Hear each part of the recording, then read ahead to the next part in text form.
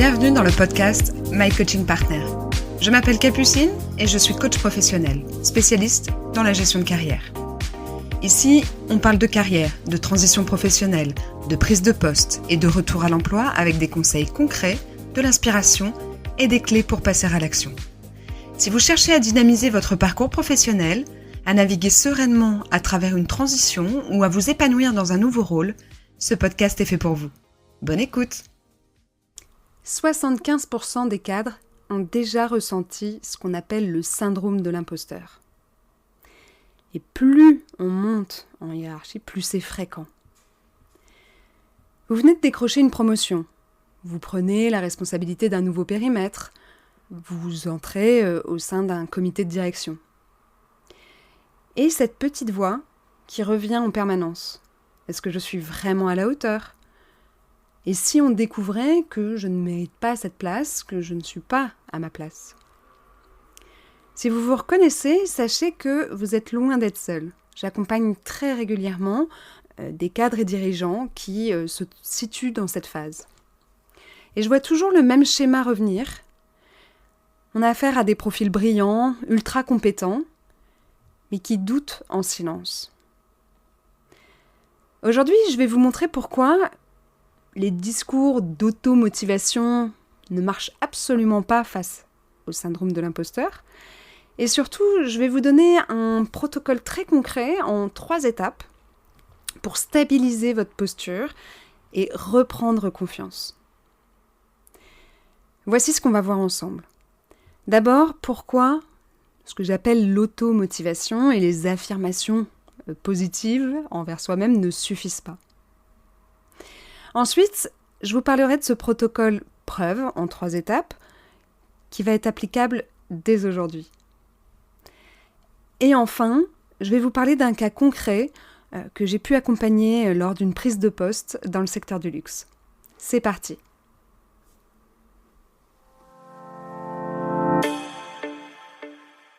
Alors, premier point, on va voir ensemble pourquoi les discours de motivation envers soi-même ne marchent pas.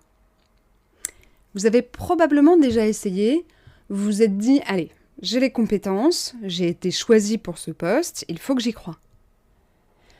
Vous vous êtes peut-être même répété des affirmations positives et ce petit dialogue interne envers vous-même. Et ça a tenu combien de temps ? 1 heure ? 2 jours ? Jusqu'à la prochaine réunion où vous vous êtes senti en difficulté ? Le problème, c'est que le syndrome de l'imposteur, c'est pas un problème de motivation, c'est pas un problème rationnel. C'est un décalage entre votre perception et les signaux externes. Objectivement, vous avez les résultats, les compétences, des feedbacks positifs, mais subjectivement, votre cerveau vous dit « ce n'est pas suffisant. Tu as eu de la chance, la prochaine fois tu vas être démasqué ». Et plus vous montez dans la hiérarchie de l'entreprise, plus ce décalage grandit. Parce que les défis deviennent de plus en plus complexes, les enjeux plus élevés et les retours de votre entourage professionnel plus rares. En tant que dirigeant, on ne vous dit plus « bravo, bon travail », on attend simplement que vous performiez en fin de compte. Le coût de ce syndrome de l'imposteur, il est réel. Vous surcompensez. Vous travaillez plus que nécessaire, vous vérifiez 3 fois chacune de vos décisions. Vous évitez l'exposition, vous ne prenez pas la parole quand vous le devriez. Et vous vous épuisez parce que ce n'est pas source d'énergie d'avoir ces pensées. En fait, tant que votre cerveau est occupé avec ses pensées, il n'est pas occupé avec autre chose. Et le cercle vicieux, c'est que l'épuisement va renforcer ce doute. Mais il y a une bonne nouvelle. Ce cercle, on peut le casser. Pas avec de la motivation, mais avec des preuves. Et c'est exactement ce que je vais vous montrer maintenant avec le protocole preuve en 3 étapes.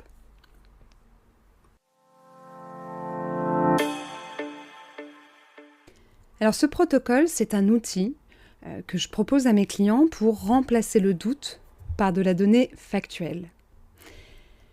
L'idée est simple. Votre cerveau doute, donnez-lui des faits. La première étape, c'est l'inventaire de preuves. Je vous invite à prendre 20 minutes, un papier et un stylo, et lister 10 faits vérifiables de votre parcours. Pas des interprétations, pas des opinions, mais vraiment des faits. Par exemple, j'ai piloté le lancement d'une campagne qui a généré 2 millions d'euros de chiffre d'affaires additionnel. Mon N+1 m'a confié la gestion de l'intégralité du budget marketing pour une zone géographique donnée. J'ai été choisie parmi 10 candidats pour ce poste. Ce qui compte ici, c'est vraiment de rester dans le zéro interprétation. Pas de mais c'était facile ou n'importe qui aurait pu le faire. Ce ne sont pas des preuves de dire ça, ce sont des jugements. Et mon conseil, c'est de relire votre liste une fois terminée et pour chaque fait, posez-vous une question. Est-ce que c'est vérifiable? Est-ce que quelqu'un d'autre pourrait le confirmer? Et si oui, c'est une preuve. Sinon, vous devez la reformuler. L'exigence du zéro interprétation différencie vraiment ce protocole des exercices classiques qu'on peut vous proposer. La deuxième étape, c'est la traduction en compétences. Vous allez prendre chacune des preuves que vous avez listées et vous allez la faire parler. Chaque fait révèle une compétence et chaque compétence a un impact business. Je reprends l'exemple du « j'ai piloté le lancement d'une campagne à 2 millions ». Les compétences derrière sont le pilotage stratégique et la gestion de projets complexes. L'impact, c'est la capacité à générer du chiffre sur des marchés exigeants. Avec l'exemple de « on m'a confié le budget de telle zone géographique », la compétence, c'est la confiance que la hiérarchie vous accorde. Et également la gestion d'un marché global, d'une zone géographique globale. Et l'impact, c'est le leadership reconnu à l'échelle internationale. Cet exercice, il est puissant parce qu'il transforme des faits bruts en un narratif de compétence. Vous ne pouvez plus vous dire « j'ai eu de la chance ». Vous dites « voilà ce que j'ai observé, décidé et livré, et voilà pourquoi ». La troisième étape, c'est le rituel preuve avant exposition. Cette étape, elle ancre le protocole dans votre quotidien. Avant chaque moment d'exposition, alors ici on va parler d'une réunion en comité de direction, d'une prise de parole en public importante, d'un entretien stratégique, prenez 2 minutes. Sortez cette liste et relisez les 3 preuves.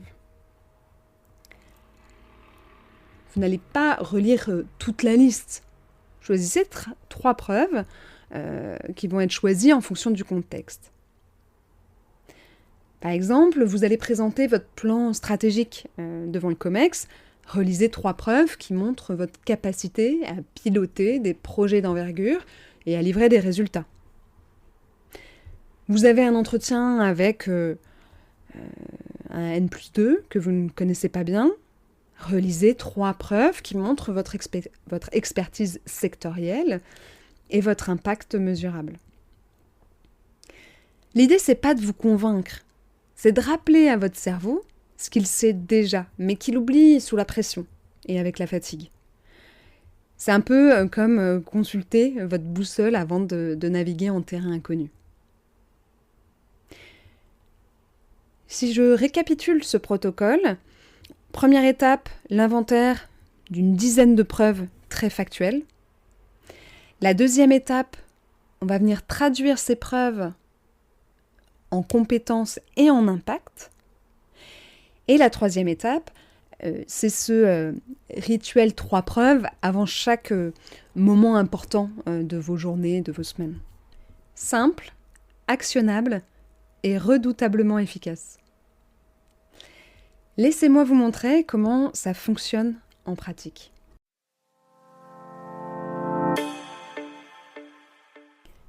Je vais vous parler d'un client que j'ai accompagné il y a quelques mois, un directeur marketing qui venait de prendre un poste très stratégique dans une maison de luxe, un profil très brillant, un peu plus d'une quinzaine d'années d'expérience et des résultats impeccables.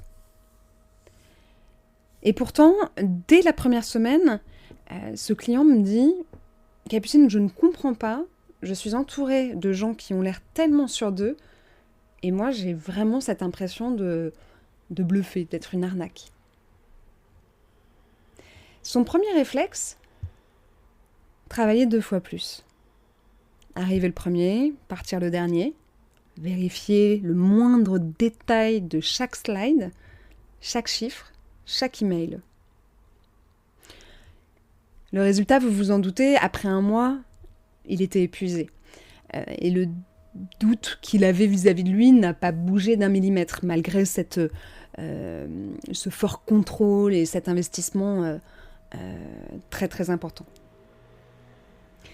On est venu travailler ensemble le protocole que je vous ai décrit précédemment. Sur l'étape 1, en 30 minutes, il a listé 10 preuves, 10 faits, 10 chiffres, 10 décisions. Et ce qui l'a frappé, c'est de ne jamais avoir pris le temps de regarder son parcours avec cet angle, avec cette précision. Deuxième étape, on a traduit chaque preuve en compétences, et là, il a eu un véritable déclic. Toutes les compétences requises pour ce nouveau poste qu'il occupait étaient présentes. Et là, on a eu la preuve inéluctable qu'il n'était pas ici par hasard, par chance, mais vraiment parce qu'il avait ces compétences.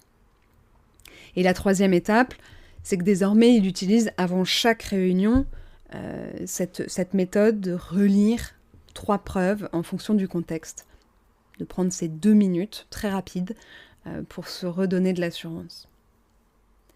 Et au bout de 6 semaines, sa posture, elle a vraiment changé. Il n'y avait plus besoin de prouver quoi que ce soit, il y avait une légitimité autour de la place qu'il occupait, qu'il avait évidemment aux yeux de tous, mais pas dans son esprit. Et tout le monde a remarqué la différence dans son entourage, que ce soit ses collègues ou son N+1. Et ce qu'il m'a dit assez récemment, c'est que le doute revient parfois, mais maintenant il a un véritable outil pour le gérer. Et il n'est plus otage de cette petite voix récurrente que le syndrome de l'imposteur véhicule.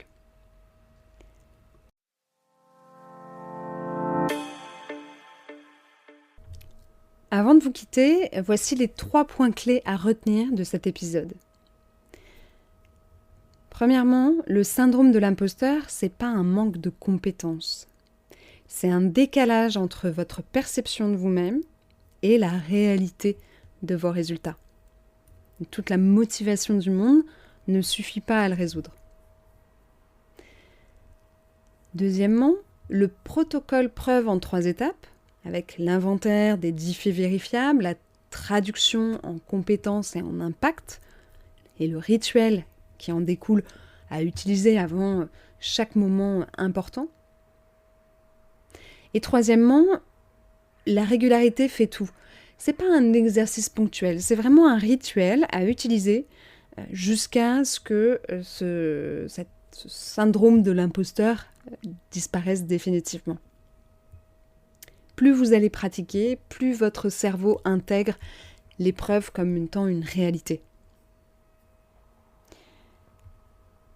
Voici une petite checklist pour les 7 prochains jours, si vous souhaitez en finir avec cette petite voix qui vous ralentit.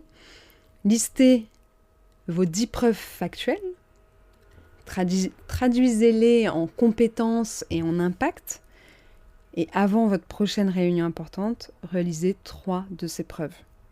Simple, concret, et ça change tout.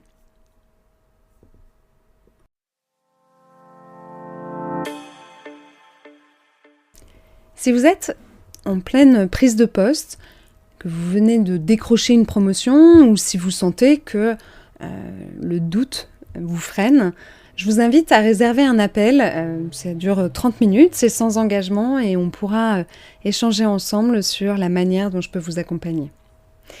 Merci beaucoup de m'avoir écouté aujourd'hui et si cet épisode vous a parlé, n'hésitez pas à le partager, à laisser un commentaire ou une note sur votre plateforme d'écoute.